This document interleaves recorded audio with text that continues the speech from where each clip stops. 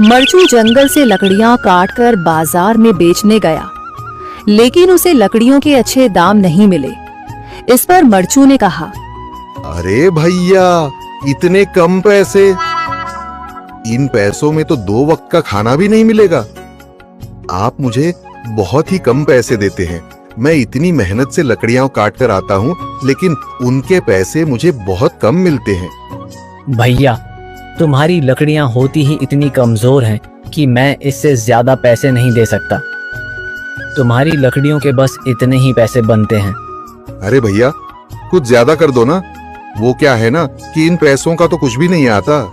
मैं अपनी जिंदगी कैसे गुजारूंगा? भैया, तुम जाकर अच्छी लकड़ियां लाओ, तभी इन लकड़ियों का अच्छा दाम मिल पाएगा, वरना इन लकड़ियों का तो यही दाम है। ये सुनकर मरचू बहुत ज्यादा परेशान हो गया और पैसे लेकर किराने की दुकान से सामान खरीदकर घर आ गया। घर पहुंचते ही मरचू की पत्नी सीता ने कहा, अरे जी, सामान ले आए आप? हाँ जी, सामान ले आया हूँ। सीता के चेहरे पर खुशी छा जाती है, लेकिन जब उसने सामान देखा, जी, इसमें तो बहुत थोड़ा सामान है। हाँ सीता, मुझे पता है कि यह सामान बहुत थोड़ा है, लेकिन मैं क्या करूं? मेरे पास जितने पैसे थे, मैं उतने का ही सामान लेकर आ गया हूँ। इस तरह हमारा गुजारा कैसे हो पाएगा जी? आपको तो पता ही है कि हम कितनी मुश्किलों से गुजारा करते हैं। हाँ हाँ, मुझे पता है, लेकिन मैं कर भी क्या सकता हूँ? मेरे पास इतने पैसे ही नहीं कि हम एक अच्छी जिंदगी गुजार सकें। इतनी मेहनत कर रहा हूँ, लेकिन फिर भी मेहनत का फल नहीं मिल रहा। इतनी मेहनत से अच्छी लकड़ी काट कर आता हूँ, लेकिन मुनासिब दाम नहीं मिलता। मैं तो बहुत परेशान हूँ। क्या करूँ? कहाँ जाऊँ? अरे जी, आप परेशान न हो, आप कोई और काम देख लें।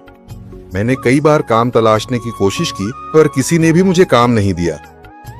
ये सुनकर सीता भी काफी ज्यादा परेशान हो गई। मरचू से सीता की परेशानी नहीं देखी गई। उसने अपनी पत्नी सीता से कहा, मैं फिर से जंगल की ओर जा रहा हूँ। अरे जी, अभी मत जाइए ना, वैसे भी शाम हो रही है। आप कल चले जाइएगा, अभी मत जाइए। ठीक है, अगर तुम रोक रही हो तो मैं नहीं जाता।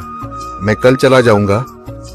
इसके बाद मरचू गांव में घूमने के लिए चला गया।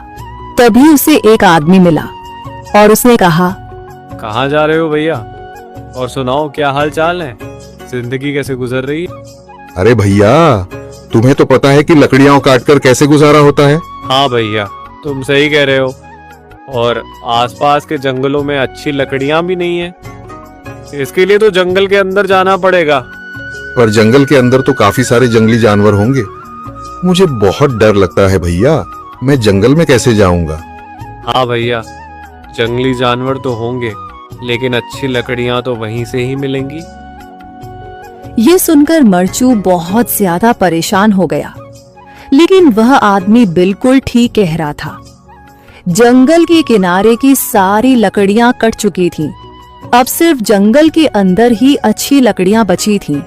अगली सुबह मरचू लकड़ियां काटने जंगल की ओर चल पड़ा। जंगल में आने के बाद मरचू ने कहा, अरे, यहाँ पर तो लकड़ियां ही नहीं हैं।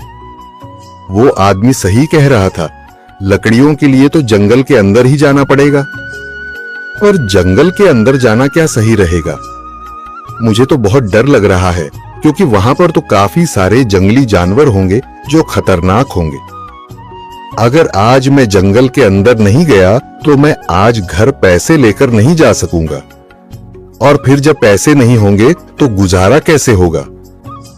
मरचू जंगल के बाहर खड़ा सोचता ही रहा और फिर उसने सोचा, अरे, यहाँ पर भी कोई मजबूत पेड़ दिखाई नहीं दे रहा जिससे मैं लकड़ियां काटकर घर ले जा सकूं। लगता है और अंदर जाना पड़ेगा।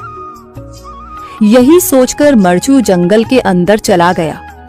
अंदर जाने के बाद उसने इधर उधर पेड़ देखे, पर उसे कोई भी अच्छा पेड़ दिखाई नहीं दिया। यह सोचकर मरचू जंगल के और अंदर चला आया।